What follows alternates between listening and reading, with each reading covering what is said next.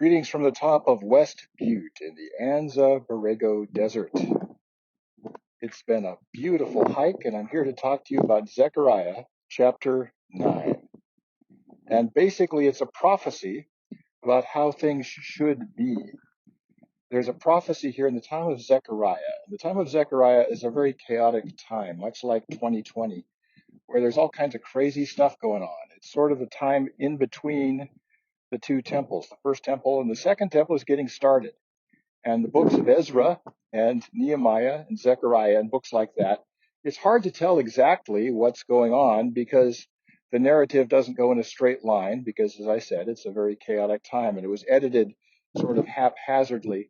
But we know that in the time of Zechariah, the second temple period was getting started and there had been war all over the place. And Zechariah says this, "Behold, there's going to be someone coming on a donkey, a prince of peace, so to speak, somebody who is going to cut off the war horse and the military and the chariots from Judah and Ephraim, not from the enemies, but from God's people, from Israel. And there will be no more war." And this is really something which is coming to pass in our time.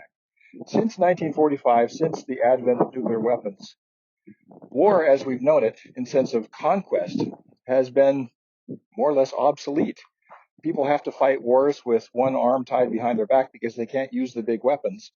And nobody's really won a war since 1945. And war is, in the sense of conquest and invasion, has really become obsolete. I'm not talking about defense here. I think people have a right to defend themselves, but sending troops to another country and telling them what to do is not exactly defending yourself.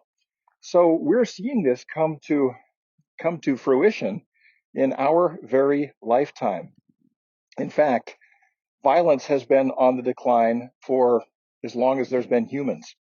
Steven Pinker's book, The Better Angels of Our Nature, documents this with great scientific accuracy, that there has never been a time in human history where you are less likely to be killed at the hands of another human being. Same with violence. And so that's a really good thing.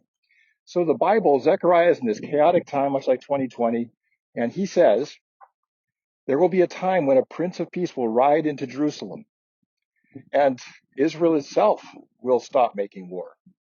And war will be a thing of the past, and we'll be entering into a time of peace. And so we need to pray for that. Jesus said, "Blessed are the peacemakers." And we should work for peace.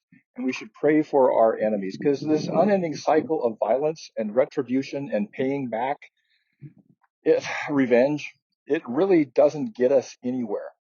And the teachings of Jesus on this are just starting to take root. Now, I'm not coming up against veterans or against the military or anything like that. We do need to defend ourselves. We have a right, everybody has a right, to defend himself or herself against initiated aggression.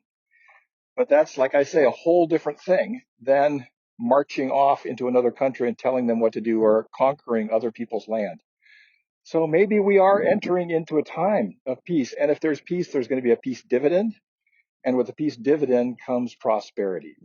So there's good news around the corner. Long-term speaking, these things don't happen quickly. The thing about bad news is it happens quickly. Hurricanes, disasters, riots, those kind of things. But good news is gradual, like the kingdom. And Jesus says the kingdom is like a slow-growing mustard tree.